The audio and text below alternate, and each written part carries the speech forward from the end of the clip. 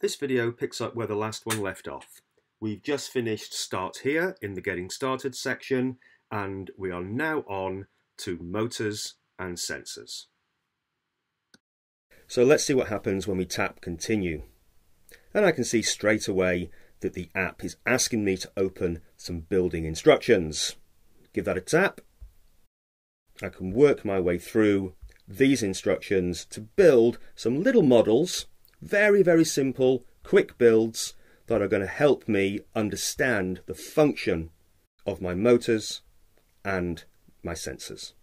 And this is what the models look like when we've finished building. And you can see that they're really simple builds and designed to be built very quickly. These 7 little models took me maybe 10 minutes to build. So let's see what the app has in store for us. Let's tap Continue. I'm still following these instructions.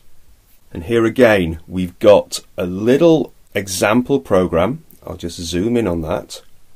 And if I just move this instruction back a second, you can see that there's also a note attached to it.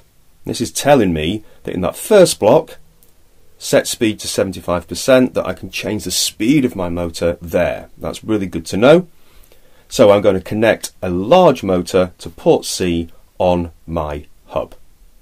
Okay, let's connect this large motor to port C. That's all connected up nicely, and let's see what the program does.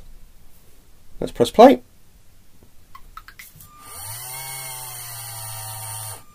Fantastic, that sets my speed to 75% and runs in a certain direction for 5 rotations.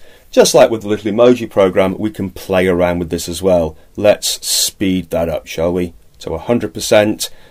Maybe make it go a different direction, and let's go 4 rotations this time.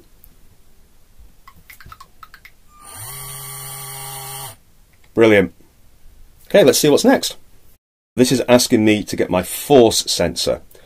It hasn't told me to disconnect my large motor, so let's see what happens when I connect my force sensor to port B. Okay, I've connected my force sensor to port B. Play this program and press the force sensor. Look at the image to see how. Let's play the program. So my program is saying, when I press my force sensor, my motor should start, and when I release my force sensor, my motor should stop. Fantastic. And again, I would really encourage students to play around with this. Maybe reverse the actions of the force sensor. Let's see if that works.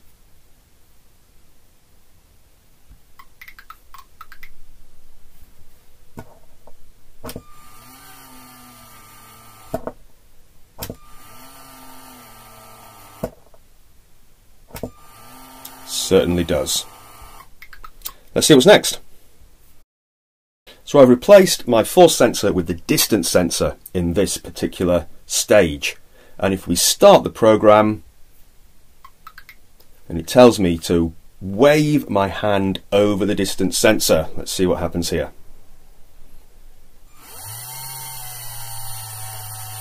So when my hand is closer than 20 centimeters to the sensor, the motor will stop, and when it's further away, then the motor will start.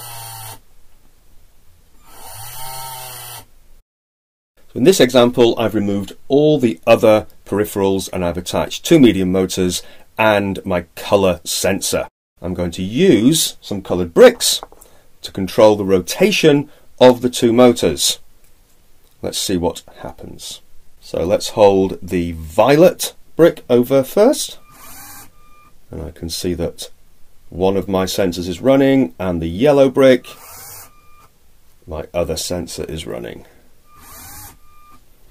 And again, just like all the other programs in this example, I can change the parameters. So I might want to use a black brick to run motor A, and I might want to use a blue brick to run motor E.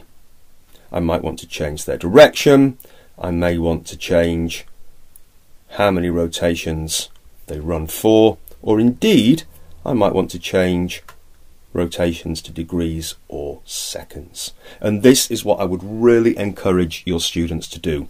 Don't just follow what's there necessarily, really explore, have a tinker, play with the programs and see what they can come up with. Moving on again, I'm asked to remove all of my peripherals, and now I'm going to explore the sensors inside my Spike Prime hub. So I can see from the program I'm going to need to tilt my hub. Let's see what happens. Give it a play. So when it's on its top, and when it's on its front,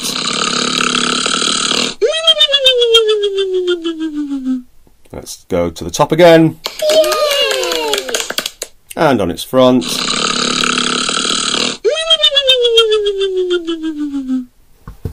so that's quite funny. And you can see again, I can change these sounds, I can change the emoji that's on my hub.